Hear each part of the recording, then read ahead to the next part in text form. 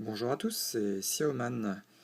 Voilà, aujourd'hui je vais donc vous présenter un des derniers modèles de la marque Hamilton, la X Patrol, que voici.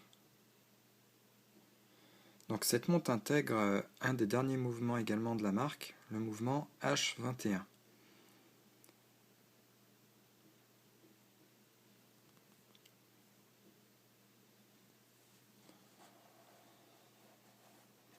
Donc le mouvement H21 est en fait un mouvement Valjoux 7750 qui a été revu par la marque et qui apporte principalement trois modifications.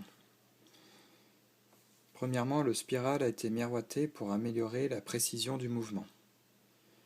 Deuxièmement, le ressort du barillet a été allongé pour augmenter la réserve de marche à 60 heures, contre 42 heures pour le mouvement Valjoux classique.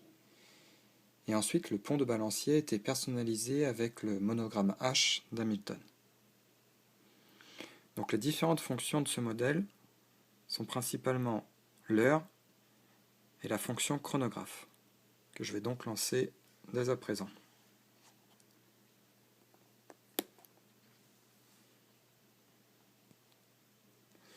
Voilà, donc à midi, dans le premier cadran que vous pouvez voir tout en haut, est un cadran représentant les minutes du chronographe. À 6 heures, ce sont les demi-heures et les heures. Et pour finir, à 9 heures, vous avez l'indication des secondes pour l'heure.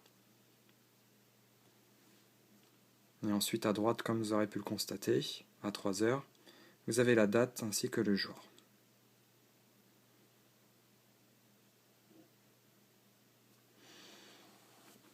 Donc la marque Hamilton a été créée en 1892 et donc a fêté ses 120 ans en 2012 et donc ce modèle a été sorti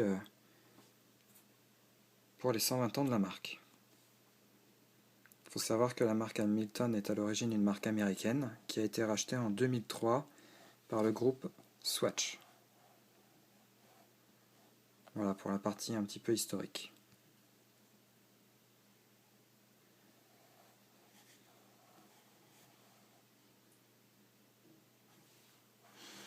Donc au niveau des boutons ou remontoirs, ou plutôt couronne,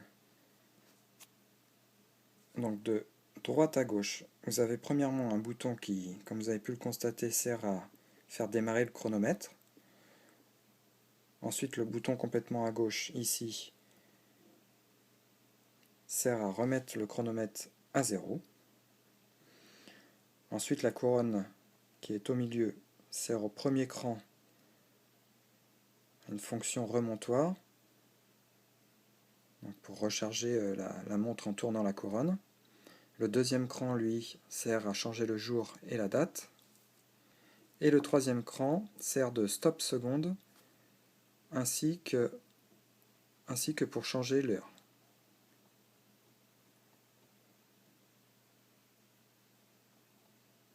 Donc ce modèle a été inspiré en fait de l'aviation.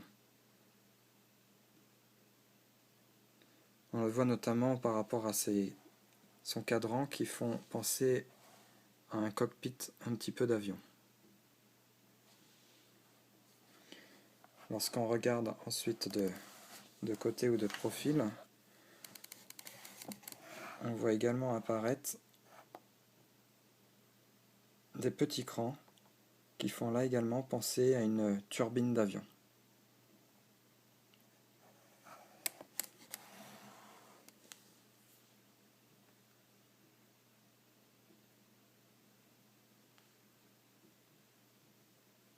Autre fonction de ce modèle,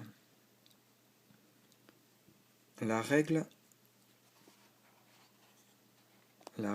est de conversion de mesure que je vais actionner ici à 9 heures en dévissant cette petite couronne. Voilà, tac.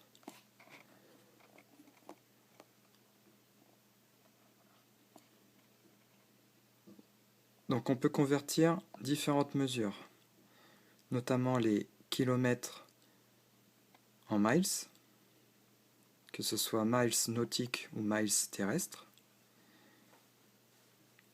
On peut convertir également les kilos en pounds.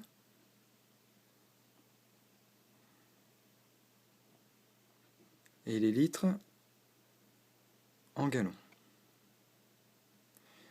Donc je vais vous donner un petit exemple de lecture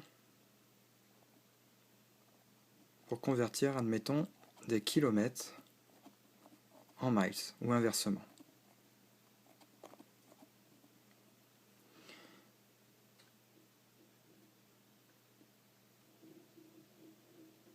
Voilà, donc en fait, je dirige,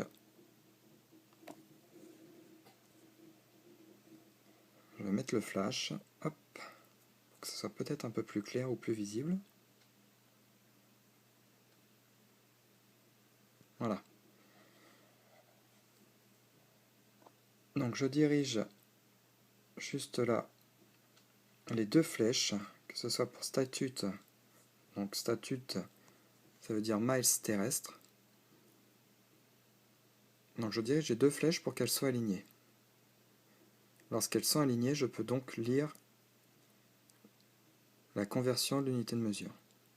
Donc dans cet exemple, je peux lire par exemple que 90, 100 km est égal à 55, 60, 61, 62, 62 miles.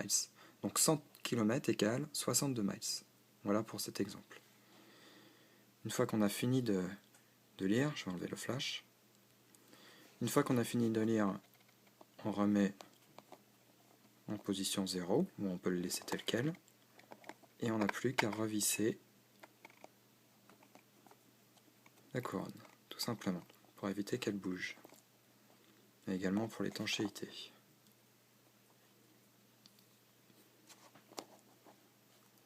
Un petit truc sympa, je voulais vous faire voir également la précision du chronomètre, c'est-à-dire au passage pile poil de midi de la trotteuse, la minute, clac, s'enclenche. Voilà pour le petit clin d'œil. Au niveau de la finition de la montre, hop, comme vous l'aurez pu remarquer, celle-ci est en acier, avec un bracelet un peu biton, avec une surface brillante au milieu et une surface un peu plus terne ou brossée sur les côtés. Voilà, on le voit très bien à la vidéo. Le fermoir est une simple boucle, efficace.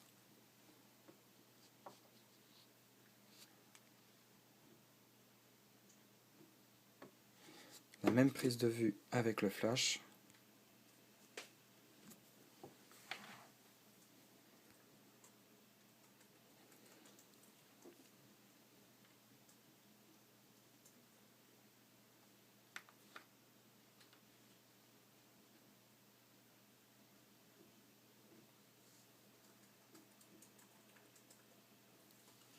Voilà. Ça vous pouvez voir un petit peu les reflets par rapport à la lumière. Autre chose, je vais vous faire voir le fond du boîtier. Hop, donc j'ouvre la boucle. On voit donc apparaître le nom de la marque.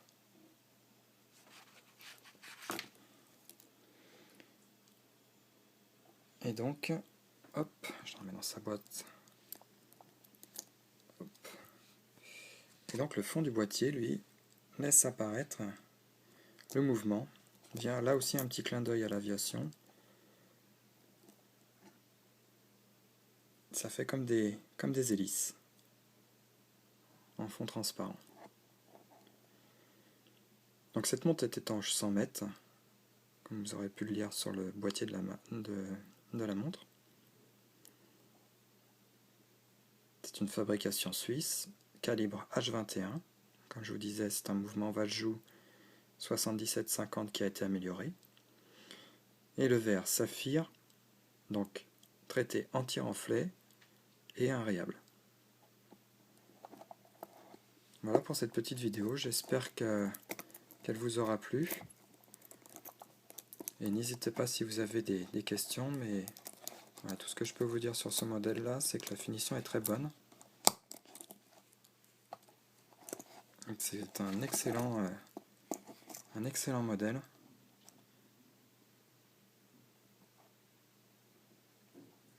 Voilà, allez, à très bientôt.